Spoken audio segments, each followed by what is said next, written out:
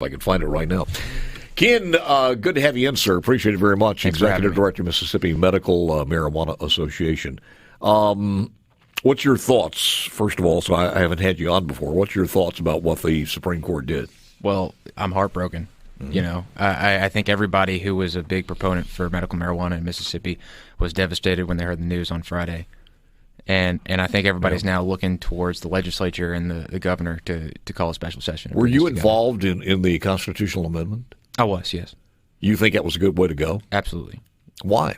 I think that after years, nothing happened, and people needed to have their voice heard. And I think we're seeing that effect now as you see elected officials from all across the state say, when it's gone, we need to fix this for them. Yeah. But when you look at consequences from that, in the aftermath that would live with not only you, but your children and your grandchildren, should you decide to have some. I have a little boy. Well, then the consequences will be with him. And you say it's all justified because of the lethargy or the fact that the legislature didn't do what you wanted them to do. I think on this issue and a few other issues, it has been merited. I think a few issues. Can you give me another one that dealt with something like this that's put in the Constitution that probably would have light consequences? They have light I mean, the voter ID and eminent domain laws that were passed in 2011, those I think are going to have those had no financial consequences. I'm sorry, I don't follow. Well, I mean, number one, you had all of that money going into support the drug industry itself, and when you have $5 or $1 million on the streets of the hometowns across the state within just 4 years or 5 years.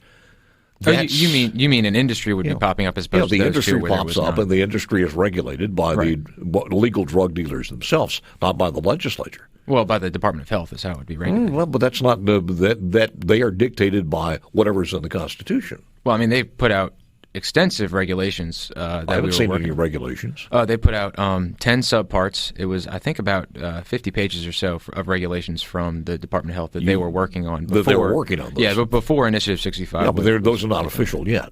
No, I mean, now none of it's official. It's gone. Well, even before the Supreme Court made their ruling.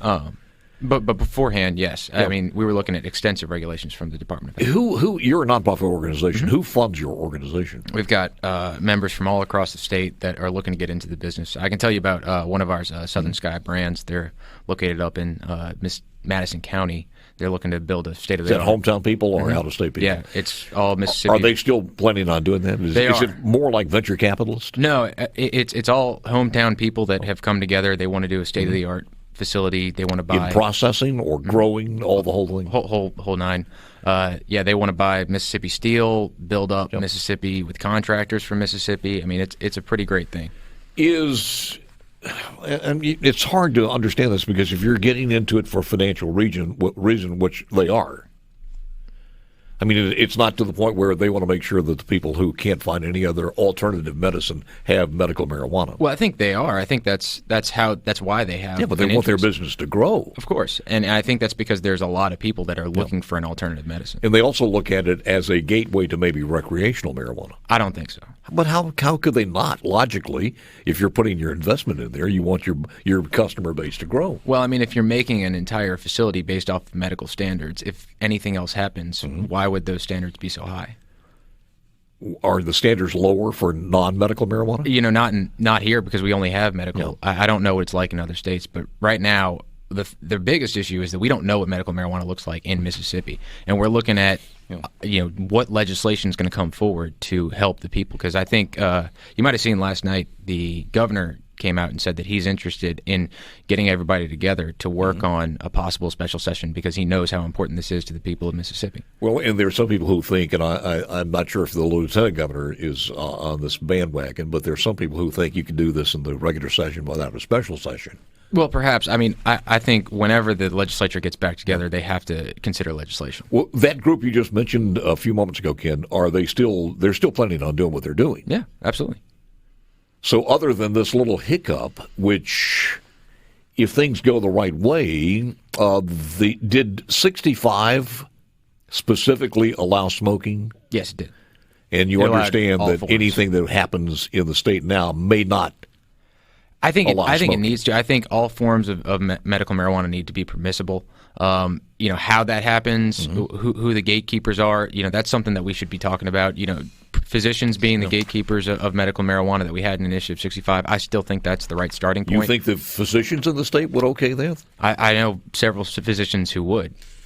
On the coast, or some are on the coast, some are in Jackson, some are up in Tupelo. I mean, they're all over the place. Here's the Alabama one: raw plant material products that could be smoked or vaped, or food products such as cookies and candles would not be allowed.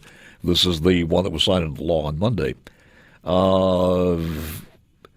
What form would the products be? In Alabama, they can be in tablets, capsule, gel cubes for oral use. They can be gels, oils, creams for topical use. They could be suppositories, transdermal patches, nebulizers, or liquids or oils for use in an inhaler, but they cannot smoke it, is the law now just signed in Alabama.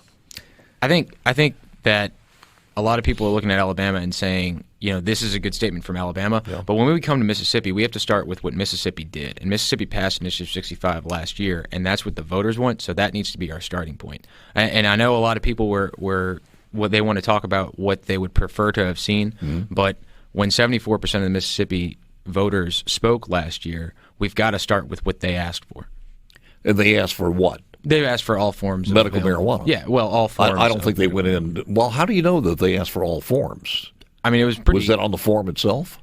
It was on. It was on our website. It was on the Secretary of State's website. I'm talking about the form that the signature that they gave for the. Oh, during this ballot initiative process. Yeah, it was there. Yeah. On, do you want smoke? You want to be able to smoke it, or the entire ballot initiative was available at every signature. Yeah. I'm looking at the numbers, and people toss the numbers around at 77, 78, whatever it happens to be, and that seems to be just about as flexible as the next person you talk to. From all the indications I have, is the people who actually voted on 65, not 65 and 65A. What was that number that you have? It was just over 700,000. Percentage-wise? It was 74% to the 26%. Wasn't 74% for the people who just voted for 65 and not 65 and 65A. It was almost 58%. Of the total? I mean, that's listen to me now. That's a different. The people who voted for just 65, not 65 and 65A. The people who voted for 65 came out to about 58% of the people. Well, it's still a grand majority of people, and I think that they know what they're doing. It's not, 58 is not a grand majority. 58% is only 9% away from failing at 49%. I mean, I don't think anybody who passes the medical exam is upset because they I understand that, but everybody's so. saying a vast majority. It's not 58%. We'll continue the conversations. Do we have now? We have the trade people in here, and is there another? I'm not entirely sure. I know about us, and I know what we do, and we're here for the businesses. And these folks are going to stick together and see this thing through? Absolutely. They're really looking to the legislature we want to work with the legislature to fix a lot of the problems. Would you agree that there were some things wrong with that initiative? I think there are some things that need to be worked on. Absolutely. Going forward, what's the organization going to do? Work with the legislature to correct this? Yeah. What do you think one of those was? I think it's very obvious when you look at the legislature, the Mississippi Municipal League. They all had grievances with the way that Initiative 65 was structured, and we need to bring everybody to the table to fix those problems. As far as the money going into the organization itself and not to the general fund? There's probably a way that it can all be structured where there's enough money to run the program and Mississippi's getting something back. Is the not putting smoking marijuana a killer for you guys as far as the organization is concerned? Yes. All forms of medical marijuana need to be available to patients. You think the doctor who is treating a patient would actually advise, other than a terminal patient? Now, if I had any leeway on that, and I think the only soft spot in this one is if a patient is terminal, then whether it's long or whatever. I think there are a lot of patients, and we've seen this from people who are practicing doctors in other states telling us about their patients, where they have some kind of problem where the only form of consumption is through inhalation, and so they need that available to them. Have you seen medical studies on that one, or any medical studies that have any conclusive data on that? It's all about how medical marijuana affects. Because I've talked to many specific doctors, study. and a doctor would probably dispute that. Doctors dispute things all the time, but they also have very, very strong rights with their patients. Anything else is a no-brainer or a deal killer on this one? How about the opting out as far as the municipalities are concerned? You know, the biggest deal killer for me is that we need an unlimited number of licenses for businesses in Mississippi, because we need to be allowing small businesses in Mississippi. Well, then you wouldn't agree to the opt-out. I don't know about the opt-out. Well, I'm just saying that a municipality such as Madison, Mississippi, would say, no, we don't want them in our city. I think zoning was a little too prescriptive. Which means what? It said where we said, just 500 feet from a school, and that's the zoning restriction. I think that municipalities need to have a little bit more say. Up to the opt-out? I don't know. Like I said, let's get everybody together and talk. Well, I mean, you have your bylaws, your mission. That's not written in there now. Exactly when you guys are going forth with what your stipulations are. It's just been 5 days since Initiative 65 has been gone, so we're still thinking it through. How many growers do we have in the state, or how many people that you've been talking to that really actually want to be growers or processors? I think that we're looking at somewhere around 50 to 100 growers across the state. And many of those are just entrepreneurs. They're probably not farmers. No, most of them are farmers. Are they farmers? Yeah. They usually have some farmland in Mississippi that they're looking to convert to grow marijuana. Do you have any experience in this at all? I'm not asking you if you smoke marijuana. I'm just saying, do you have any business experience in this at all? No, I don't. Your background is what? It's policy and politics. Policy and politics. Yeah. So I'm wondering, where do you guys go from here now? Just trying to get more money in, or are you going to have an active campaign to try to maybe influence some of the legislators, or where you go from here?